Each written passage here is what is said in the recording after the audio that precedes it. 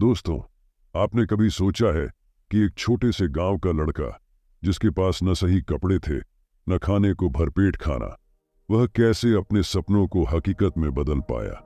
ये है रमेश की कहानी, जिसने साबित कर दिया कि सच्ची मेहनत और लगन से कोई भी असंभव को संभव बना सकता है। उसकी कहानी ने लाखों लोगों को प्रेरित किया और इंटरनेट पर तहलका मचा दिया। तो चलिए कहानी शुरू करते हैं। रमेश का जन्म एक छोटे से गांव में हुआ था, जहां जिंदगी की रफ्तार धीमी थी और हर दिन एक नई चुनौती लेकर आता था। उसके माता पिता किसान थे, जो मेहनत मजदूरी करके परिवार का पेट पालते थे।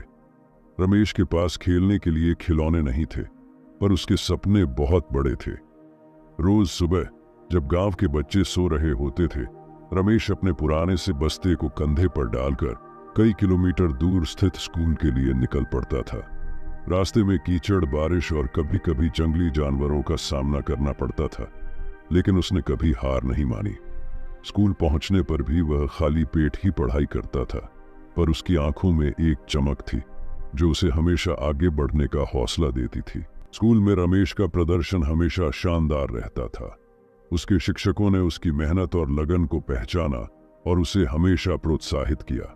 एक दिन स्कूल में शहर के एक बड़े कॉलेज के प्रतिनिधि आए। उन्होंने रमेश की पढ़ाई और उसकी मेहनत को देखकर उसे छात्रवृत्ति देने का प्रस्ताव दिया।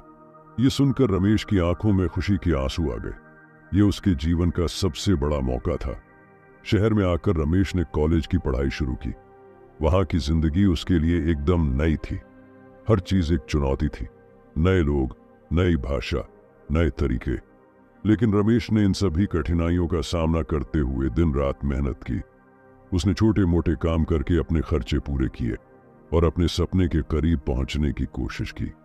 कुछ सालों बाद रमेश ने अपनी मेहनत से कॉलेज की पढ़ाई पूरी की और एक बड़ी कंपनी में नौकरी पाई। उसकी मेहनत और लगन ने उसे विदेश में काम करने का मौका दिलाया।